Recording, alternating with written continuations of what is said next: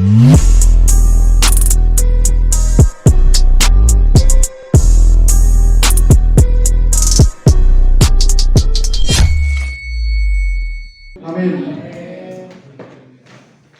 Selamat pagi semuanya. Sebelum saya membawakan kebenaran firman Tuhan pada pagi hari ini, saya akan membukanya dengan, karena saya suka bermain catur, saya akan tanya ke teman-teman yang pernah bermain catur sama saya atau yang suka catur. Ini teman-teman tahu ini apa?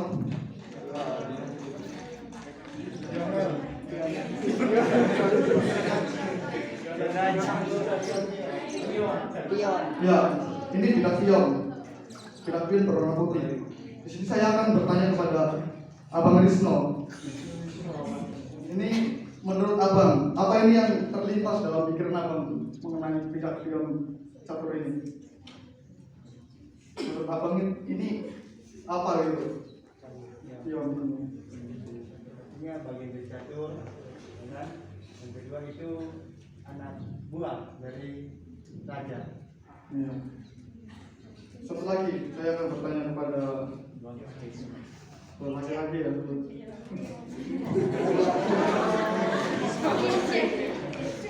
Oh, Abang Arisman.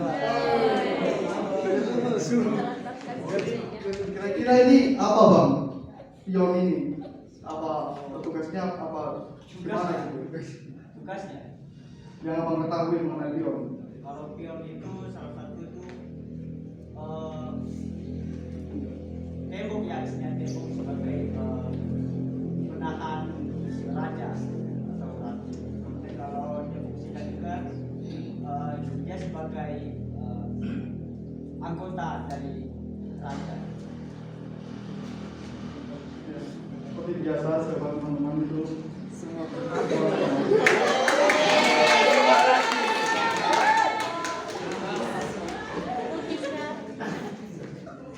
namun begini teman-teman, ada yang terlupakan mengenai bidak pion ini, yaitu inisiator.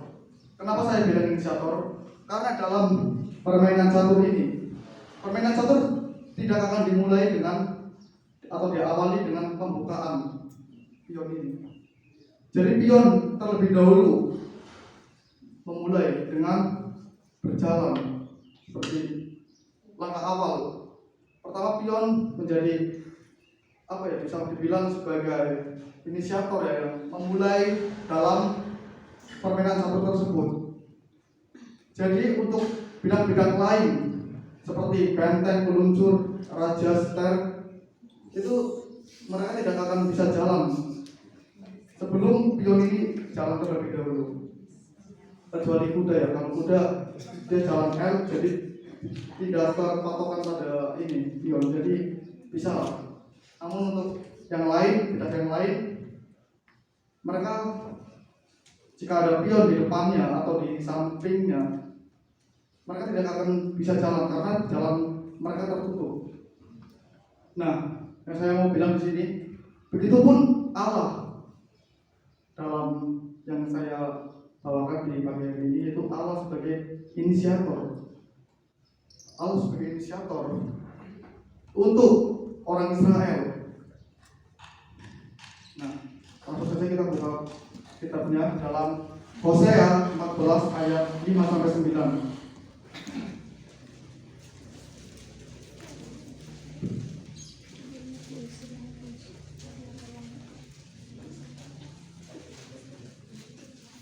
Hosea 14 ayat 5-9. Nanti boleh teman-teman kalau dia sudah menemukannya bisa bangkit berdiri dan membacakannya semuanya.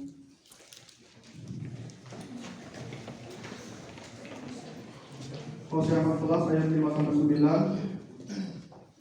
Kita akan membacanya semua. 1, 2, 3.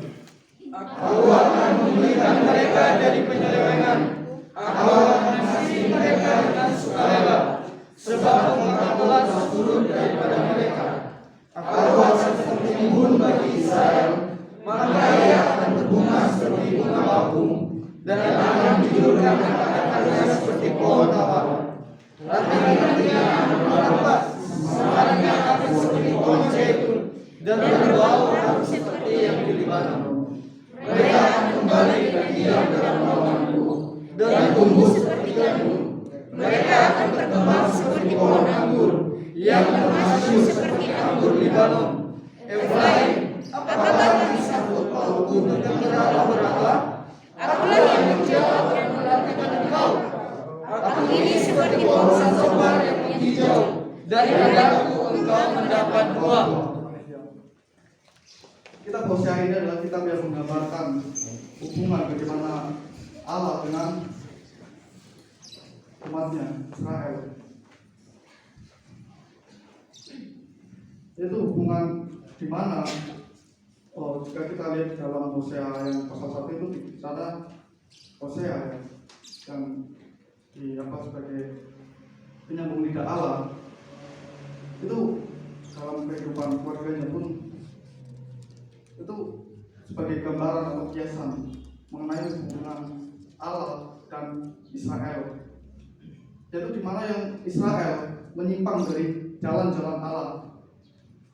Israel di sini melukai hati Allah dengan kehidupan mereka yang menjauh daripada Allah, seperti contohnya yaitu penyembahan Baal. Hal ini sangat melukai hati Allah.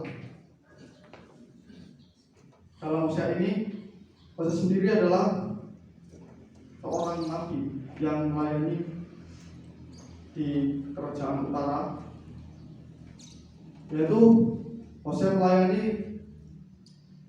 pada masa pemerintahan Raja Yerobeam II. Nah, pada waktu itu kehidupan orang Israel ini pada waktu itu berdampingan sama orang Kanaan. Jadi mereka mengalami kawin campur antara Israel dengan orang-orang Kanaan. Dan pada waktu itu pada masa pemerintahan Yerobeam II, Yerobeam II melarang orang-orang Israel ini untuk kembali ke Yerusalem, sehingga Yerobeam ini mendirikan rumah peribadatan untuk orang Israel agar mereka tidak kembali lagi ke untuk tidak kembali lagi ke Yerusalem. Nah, banyaknya dari kawin campur ini antara orang Israel dengan orang Kanaan, sehingga dari orang Kanaan juga masih memegang kepercayaan, yaitu kultus penyembahan berhala Baal, yang sehingga kebudayaan tersebut saling mempengaruhi antara satu sama lain. Jadi dengan adanya penyembahan berhala ini, posisi Allah akhirnya tergeserkan dengan apa? Dengan penyembahan Baal tersebut. Mereka lupa, teman-teman. Orang Israel lupa atas apa yang telah dilakukan Allah selama ini, atas Allah yang berdiri di depan, yang berperang untuk mereka. Mereka lupa. Mereka dengan mudahnya membelokkan kepercayaan mereka yang percaya pada Allah, sehingga berganti dengan percaya kepada Baal. Begitu ya. Mereka tidak menyadari akan hal tersebut ya. Jadi kayak gimana ya, kayak ibaratnya orang yang sudah berbuat baik, tapi orang yang telah ditolong ini lupa kepada orang tersebut. Begitu Allah di sini dalam kitab Hosea ini. Nah, jika dilihat dari pasal yang 14 ini ayat 5 sampai 9. Yaitu di sini adalah bentuk inisiator Allah, di mana Allah ingin membawa orang Israel ini yang tadinya kehidupannya bobrok untuk kembali, ayolah kembali kepadaku. Itu loh. Allah itu ingin, ayolah, ini loh aku, gitu loh. Allah ingin membawa Israel biar menyadari akan bahwa akulah Allahmu gitu. Tinggalkanlah kehidupan lamamu itu, penyembahan berhala yang kau lakukan itu. Namun tidak terlepas dari itu semua, ketika Allah melakukan atau memberikan janjinya ayat 5 sampai 9 ini, Allah juga memiliki rasa cinta kasih. Jadi bisa digambarkan seperti ini. Saya memberi kepada orang, namun saya tidak hanya sekedar memberi, tapi dari hati saya itu muncul cinta kasih, kayak kasihan melihat orang itu. Begitupun Allah bisa membayangkannya. Saya pada waktu merenungkan ini jujur sangat ini ya, terpampar sekali dengan firman ini. Bahwa Allah tidak sekedar berinisiator memberikan apa ya, janji gitu, asalkan Israel mau bertobat, tapi Allah juga memiliki cinta kasih kepada Israel. Dalam ayat yang ke-5 sampai ke-7 yang disitu dikatakan bahwa ini Allah ya, aku akan memulihkan mereka. Terus ayat ke-6, aku akan seperti embun. Dan ayat ke-7 itu, aku akan ini seperti pohon zaitun yang berbau-bau. Kalimat ini adalah kalimat yang berbentuk kal interaktif. Apa itu kal interaktif? Bukan kal imperatif, tapi kal imperfect, yaitu kalimat yang dilakukan secara berulang-ulang atau terus-menerus ya. Sebelum kejadian, sekarang, dan yang akan datang. Itu. Jadi itu kalimat yang terus-menerus yang Allah lakukan kepada orang Israel.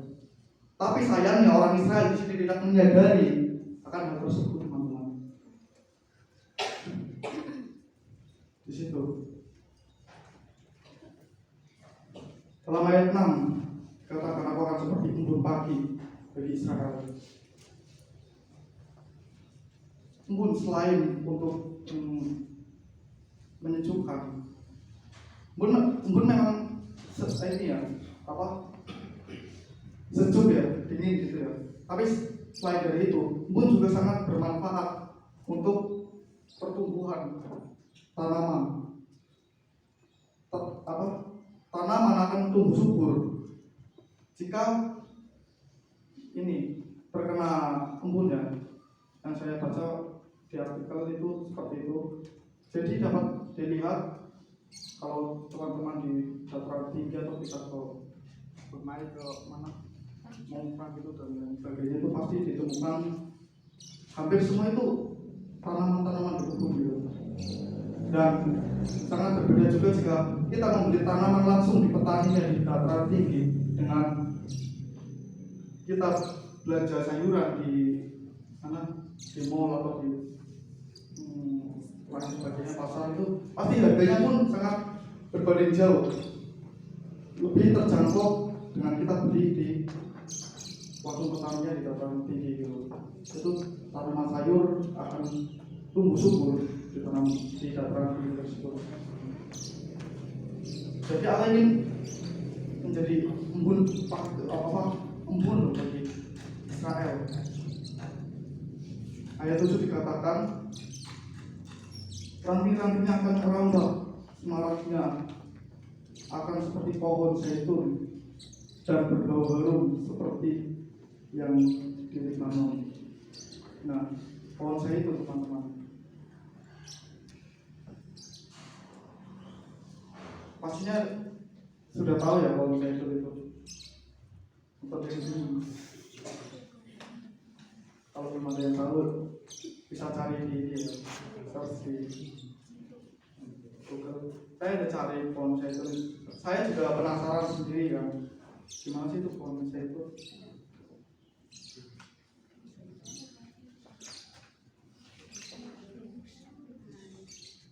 Nah, ini teman-teman, ini adalah pohon zaitun yang saya cari.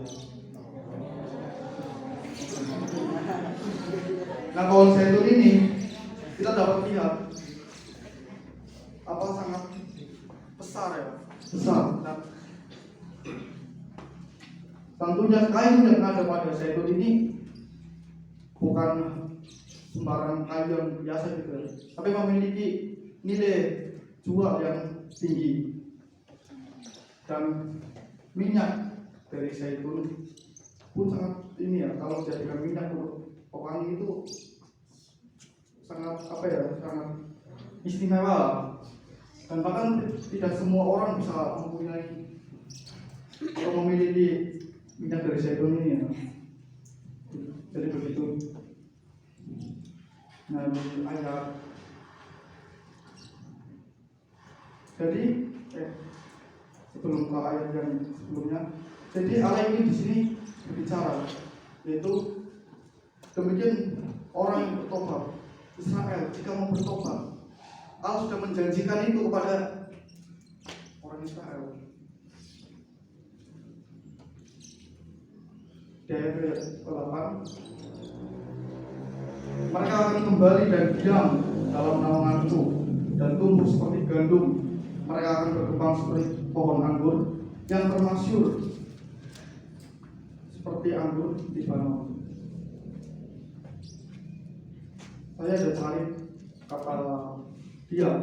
Nah, jika kalian teman-teman semua, kata diam ini jika ditarik dalam bahasa aslinya, itu secara harafiah itu memiliki arti dua, memiliki apa? Dua arti maksudnya gitu. Yang pertama itu sit, duduk atau to sit. Nah, yang kedua itu dwell atau tinggal gitu. Namun jika kita gali lebih lagi maknanya apa sih? Gimana sih yang diartikan di sini?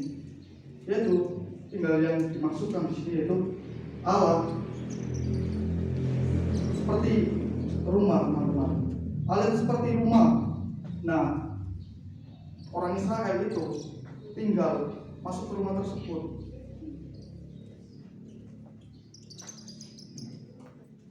Allah itu seperti rumah, terus orang Israel masuk ke rumah tersebut, tinggal, lalu tinggallah mereka.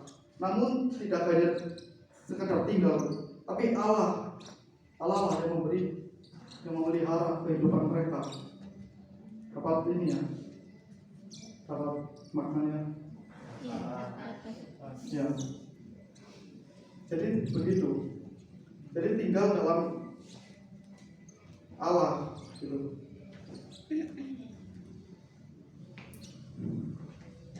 Dalam di ayat yang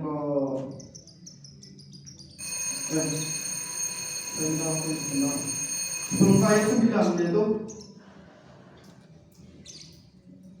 tumbuhan yang ini dan tumbuh seperti gandum dan anggur yang ini. Gandum dan anggur ini melambangkan kemakmuran. Dalam kebudayaan Timur Tengah, jika lumbung-lumbung penuh dengan gandum, maka dapat dipastikan rumah tersebut akan makmur dan hidup kecukupan, mengalami kemakmuran. Sedangkan anggur, teman-teman,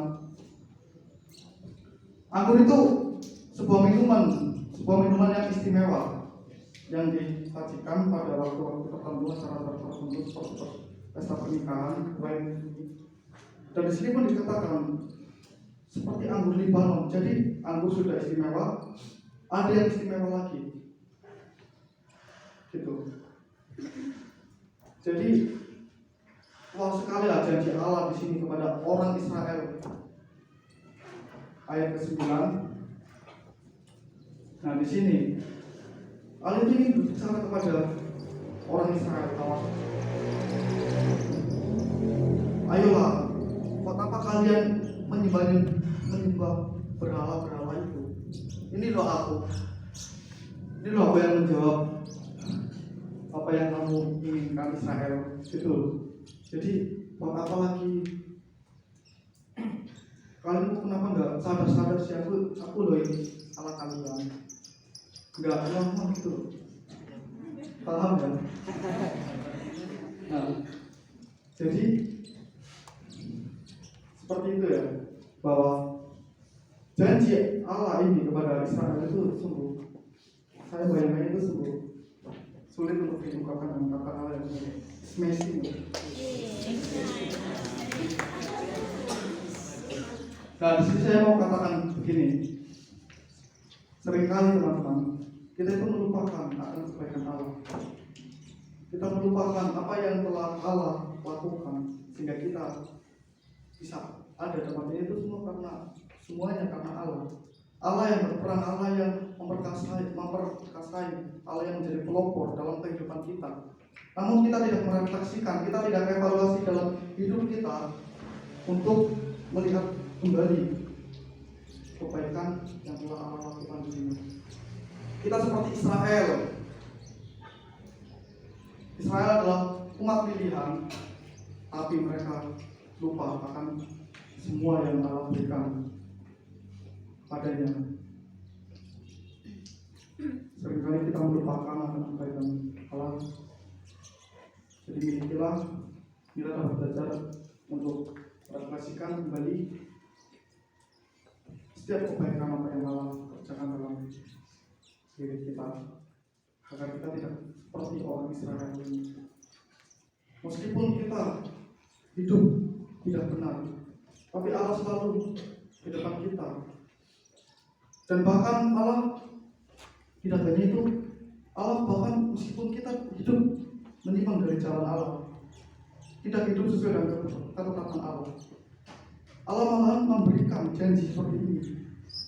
Bayangkan seorang bisa dibilang anak yang durhaka gitu ya, tapi orang tua tersebut malah bisa ayolah kembali kepada Allah.